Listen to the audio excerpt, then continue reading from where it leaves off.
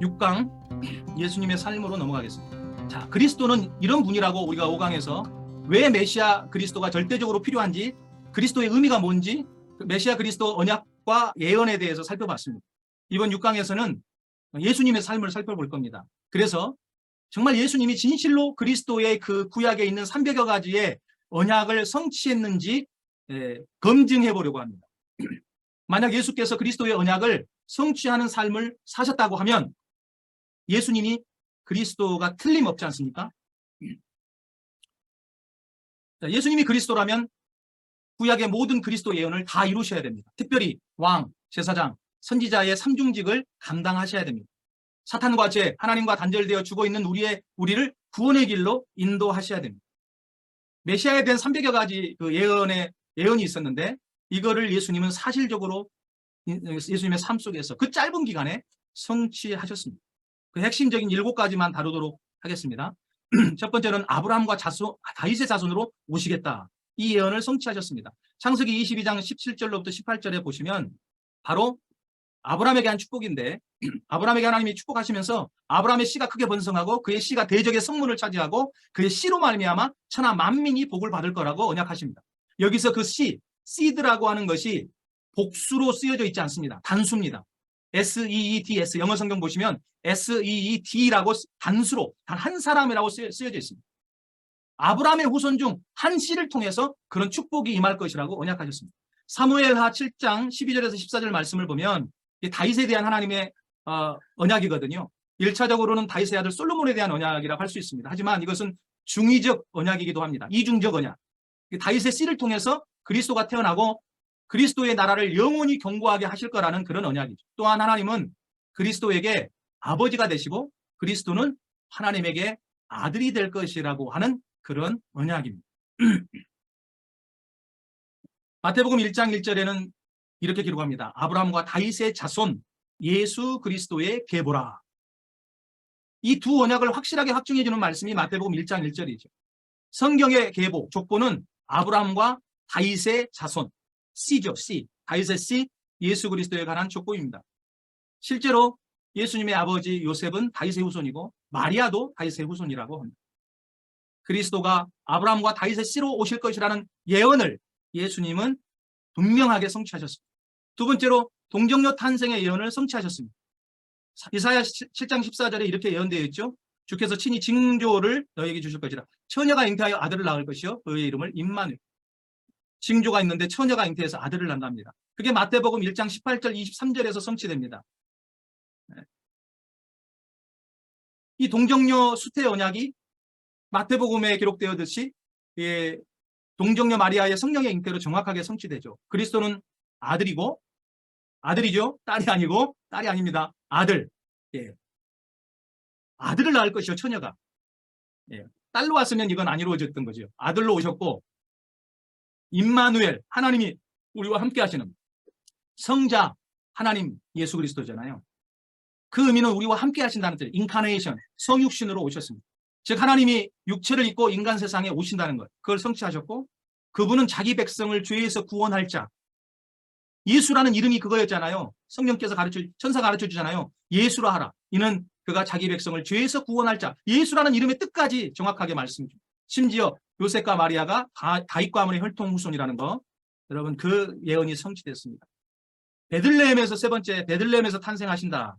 미가 선지자가 5장 2절에 베들레헴 에브라다야 너는 유다족 속중에 작을지라도 이스라엘 다스릴 자가 너에게서 내게로 나올 것이라. 그의 근본은 상고의 영원에 있다. 언뜻 보면 뭐 다윗 왕을 이야기하느냐 또 누구 다른 지도자를 이야기하느냐 할 수도 있지만 여기 그의 근본은 상고 영원입니다. 그러니까 하나님이 육신을 입고 오시는 거잖아요. 어디에로? 베들레헴. 베들레헴이 참 우연의 일치입니까? 이건 예언의 성취죠. 떡집이라는 뜻인데 베들레헴이 다윗의 고향입니다. 여러분. 다윗의 고향. 예수님의 부모님의 그 다윗의 혈통들, 그 다윗의 가문의 고향 땅이에요. 그곳에서 예수님이 다윗의 씨로 여러분 탄생하시는 거예요. 베들레헴에서. 참고로 베들레헴은 야곱, 이스라엘이 베냐민을 낳고 죽은 사랑하는 아내 라헬이 묻힌 곳이었고 베냐민의 후손 다윗 왕이 아까 말했듯이 다윗 왕이 태어난 곳입니다. 베냐민 지파, 베들레헴이 베냐민 지파의 족속의 땅입니다. 그리고 마태복음에 이 동방박사들이 왔을 때 헤롯을 비롯해서 다들 소동이 일어났죠. 그래놓고 이제 헤롯 왕이 대제사장 백성 서기관들을 모아놓고 그리스도가 어디서 메시아가 어디서 나겠느냐 물으니까 유대 베들레헴입니다 이렇게 말하잖아요. 선지자로 이렇게 기록됐다고 말하고 있잖아요. 그러니까 그들도 알아요. 베들레헴에 탄생한다는 걸. 근데 그렇게 베들레헴에 탄생했는데도 왜 그 눈이 열리지 않아서 죄악이죠, 죄악.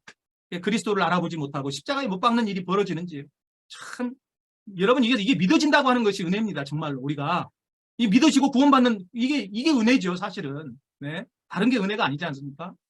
믿으려고 해도 안 믿어지는데 그렇게 예수님 오랫동안 메시아 그리스도를 그렇게 기다렸던 그 성경을 너무너무 외우고 잘하는 이 유대인들이 그리스도를 왔는데 그리스도를 몰라봐요.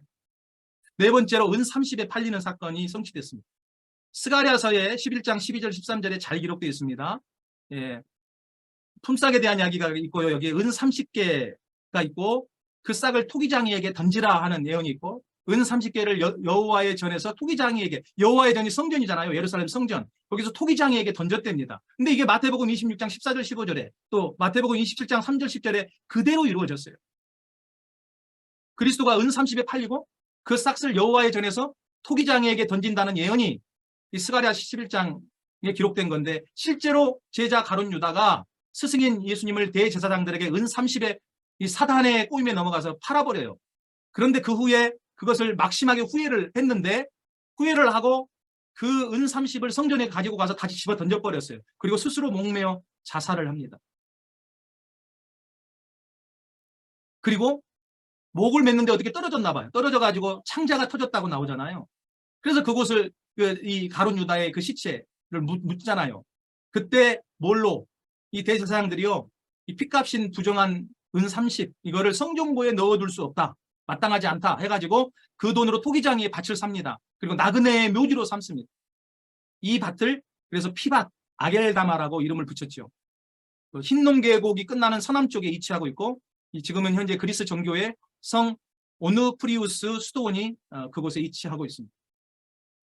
그리스도가 은 30에 팔리고 그 싹스로 토기장의 밭을 사게 될 거라는 예언이 그대로 성취되었습니다. 다섯 번째로 나무에 달려 죽는다는 예언이 성취됐습니다.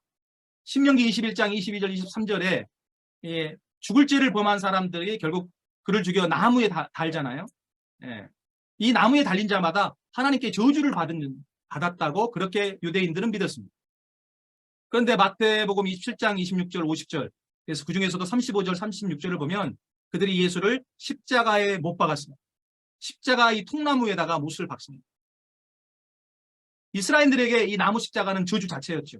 나무에 달린 자마다 다 하나님의 저주를 받은 자였기 때문입니다. 신명기 21장 23절 말씀을 근거로. 그래서 죽을 죄를 지은 자는 나무 위에 달아서 죽였습니다. 로마 시대에는 죄질이 가장 나쁜 사형수들의 극형을 위한 사형도구였습니다. 예수님은 인류의 모든 죄를 짊어지고 인류를 대신해서 하나님의 저주를 모두 다 그 몸에 짊어지셨습니다. 그래서 나무 십자가에 달려 모든 저주를 짊어지고 운명하셨습니다. 그렇게 그리스도가 인류의 죄를 대신 지고 저주를 받아 나무에 달려 죽으신다는 예언이 그대로 예수님을 통해서 성취됐습니다. 여섯 번째로 부자의 묘에 장사된다는 예언이 성취되죠. 이사야서 53장 9절에 그의 무덤이 악인들과 함께 있었는데 죽은 후에는 부자와 함께 있었다는 참 묘한 이 구절이 있습니다. 그런데 이게 마태복음 27장 57절 61절에서 그대로 성취되죠. 예수님이 좌우편의 악인들과 함께 십자가를 지고 죽으셨습니다. 사실 예수님의 무덤은 원래 함께 죽은 악인들과 함께 준비되어 있었어요. 좋은 무덤이 아니었겠죠. 그런데 예수님 제자였던 아리마대 사람 부자 요셉이 예수님의 시체를 빌라도 총독에게 요청합니다. 그래서 그 시체를 예수님의 시신을 모셔다가 자기를 위해서 자기의 무덤으로 쓰려고 파놓았던 그 동굴, 돌무덤, 바위 속 새 무덤에다가 예수님을 안치했습니다. 사실 그 당시에 돌을 파서 돌무덤을 만들었던 사람들은 부자들이었어요. 그래서 예수님의 무덤이 처음에는 악인들과 함께 있었지만 죽은 후에는 부자와 함께 있게 돼요. 이렇게 섬세하게 예수님의 예언이 성취돼요. 그리스도의 예언이. 마지막으로 부활의 예언이 성취되죠. 시편 16편 10절에 보면 이는 주께서 내 영혼을 수월에 버리지 아니하시며, 여기서 수월은 음부, 하데스, 지옥을 말씀하고 있습니다. 그리고 거룩한 자를 멸망시키지 않을 것임이니이다. 이게 이제 마태복음 28장 1절에서 10절, 특별히 5절, 6절에 그대로 이루어지죠. 천사가 무덤에 온 여자들에게 말하잖아요. 그가 말씀하시던 대로 살아나셨느니라.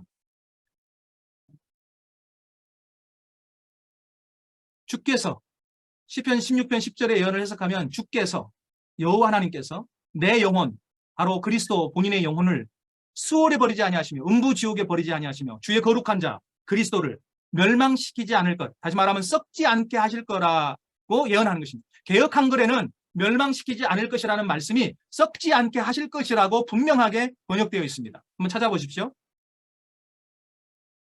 그리스도가 죽은 후 그 영혼이 지옥 음부에 버려지지 않고 그의 몸이 썩지 않을 것, 즉 다시 살아나는 부활을 예언하고 있는 것입니다. 또 베드로전서 3장 19절에는 예언된 대로 옥에 내려가셨다가, 지옥 음부지요. 거기 내려가셔서 뭐 하셨습니까?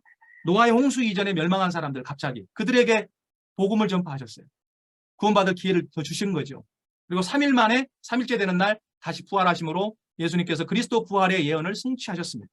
이렇게 예수님은 그분의 삶을 통해서 구약에 예언된 300여 가지의 그 그리스도의 예언을 정말 세밀하게, 지금 살펴보지 않았습니다만은 예수님의 그 옷을 제비뽑기 하는 것이며 다리를 꺾지 않는 것이며, 여러분 그 신포도주를 마시지 않는 이런 모든 것까지도 창으로 옆구리를 찔러서 물과 피를 다 쏟아내는 것이며, 너무나 구체적으로 시편 10편에 예언되어 있습니다. 예수님의 삶을 보면, 이렇게 그리스도의 예언을 성취하신 예수님의 삶을 볼 때 예수님이 바로 그리스도구나 확신하지 않을 수가 없습니다. 두 번째로 예수님의 공생의 사역을 통해서 볼 때 예수님 자신이 그리스도이심을 확증하셨습니다. 마태복음 4장 23절, 예수께서 온 갈릴리에 두루 다니사 그들의 회당에서 가르치시며 천국 복음을 전파하시며 백성 중에 모든 병과 모든 약한 것을 고치시니. 예수님의 공생의 큰 세 가지 사역 테마가 있었죠. 가르치시며, 교육입니다. 티칭. 그리스어로 헬라어로 디다스칼리아, 우리 흔히 디다케 이렇게 했죠. 신학교 때 공부했습니다. 그 다음에 천국 복음을 전파하시며, 복음 전파, 프리칭, 캐리그마입니다. 모든 병과 약한 것을 고치시니, 치유, 힐링, 테라페이아입니다. 특별히 모든 약한 것을 고칠 수 있는 분은 메시아 그리스도 한 분밖에 없습니다. 수많은 치유, 기적의 사역을 통해서 자신이 하나님의 아들 그리스도이신 것을 나타내셨어요. 백성들도 그런 일을 행하시는 것을 보고 예수님이 하나님 아들 그리스도인 것을 믿었습니다. 예수님께서 예수님께 하나님을 보여달라고 한 그 제자 빌립이 있었죠. 그 빌립에게 이렇게 예수님이 말하죠. 하나님과 내가 하나인 것을 믿지 못하겠거든 내가 행하는 그 일로 말미암아 나를 믿으라. 요한복음 14장 11절에 그렇게 기록하고 있습니다. 이렇게 공생의 삶을 통해서 예수님은 당신이 그리스도이심을 확증하셨습니다. 그리고 세 번째로 십자가와 부활을 통해서 자신이 그리스도이심을 확증하십니다. 특별히 십자가로 그리스도 일을 성취하셨죠. 십자가로 먼저 하나님을 만나는 길을 여셨습니다. 참 선지자의 역할을 하신 거죠. 누가복음 23장 45절에 성소의 휘장이 한가운데가 찢어졌습니다. 히브리서 10장 19절 20절에 정말 예수의 그 피를 힘입어 성소에 들어갈 담력을 얻었고 하나님을 직접 만날 수 있는, 그래서 우리를 위하여 휘장 가운데 열어놓으신 새로운 살 길이 열렸습니다. 그 휘장이 곧 예수님의 육체를 말하죠. 예수님이 친히 요한복음 14장 6절에 내가 길이다 이렇게 말하십니다. 길, 하나님께로 갈 수 있는 길을 이 예수님이 십자가에서 자기 몸을 찢으심으로, 마치 자기 몸 휘장을 찢듯이 자기 몸을 찢으심으로 하나님께로 대제사장을 거치지 않고 직접 갈 수 있는 길이 열려지게 된 거죠. 그래서 하나님과의 단절의 문제를 해결하는 참 선지자의 사명을 감당하신 겁니다. 또 십자가로 죄의 문제를 해결하셨습니다. 참 제사장의 사역을 감당하신 거죠. 우리가 잘 알듯이 레위기 17장 11절, 히브리서 9장 22절, 히브리서 9장 12절, 마가복음 10장 45절에 보면 핵심은 뭐냐면 육체의 생명이 피에 있다는 거죠. 그래서 피가 죄를 속죄한다는 겁니다. 그러므로 피 흘림 없이는 죄 사함도 없어요.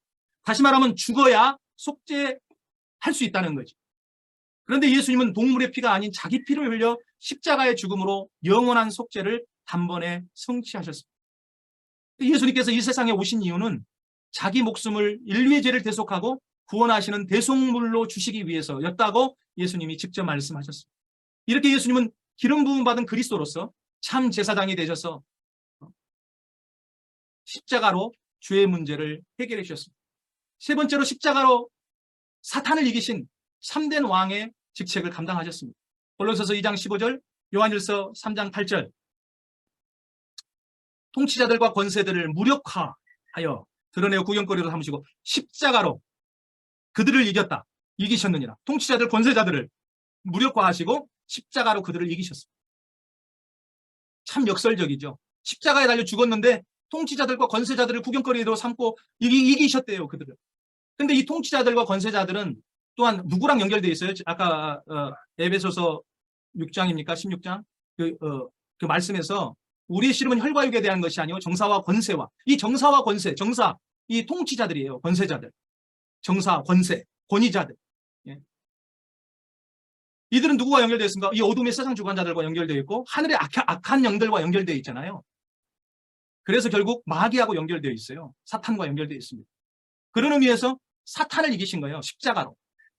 요한일서에 죄를 짓는 자는 마귀에게 속한다고 했습니다. 마귀는 처음부터 범죄했고요. 범죄함이라. 하나님 아들이 나타나신 것은 마귀의 일을 멸하라 하십니다. 하나님 아들이 마귀의 일을 십자가로 마귀의 역사를 멸하셨어요. 사역을 멸하셨어요. 마귀의 일을 멸하셨어요. 이렇게 예수님은 기름 부음을 받은 그리스도로서 참된 왕이 되셔서 십자가로 마귀를 이기시고 사탄의 문제를 해결해 주셨습니다.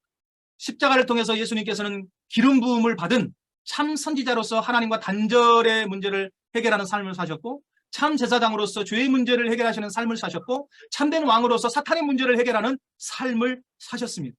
그리스도의 삶을 예수님이 사시고 성취하셨습니다. 십자가로. 두 번째, 예수님은 부활로 그리스도의 일을 성취하셨습니다. 히브리 13장 20절, 베드로전서 1장 3절, 로마서 1장 4절, 또 히브리서 2장 4절, 14절 말씀에 보면 그것이 잘 나타나 있죠. 하나님께서는 예수님을 죽은 자 가운데서 이끌어내셔서 부활시키셨죠.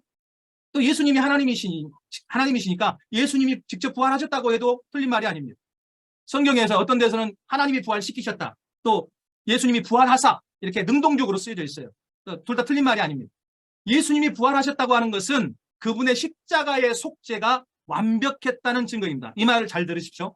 예수님이 부활은 십자가의 속죄가 완벽했다. 거꾸로 말하면 십자가의 그 속죄가 단번에 영원히 완벽하지 않았다면 예수님은 부활하실 수가 없습니다. 다시 십자가에 또 죽어야 돼요. 양을 제물로, 염소를 제물로 1년마다 바치듯이 또 죽고 또 죽고 또 죽어야 됩니다. 그런데 부활하심으로 한 번의 부활로 끝나셨잖아요. 그리고 영원히 살아계시잖아요. 그래서 그분의 십자가의 속죄가 완벽했다고 하는 것을 우리에게 입증해주고 확증해주고 있습니다. 그분의 부활이. 이렇게 십자가와 부활로 이 땅에서의 그리스도의 사역을 예수님이 완성하셨다. 십자가와 부활의 삶으로. 여러분, 예수님은 당신의 삶으로 당신이 그리스도이심을 이렇게 증거하셨습니다.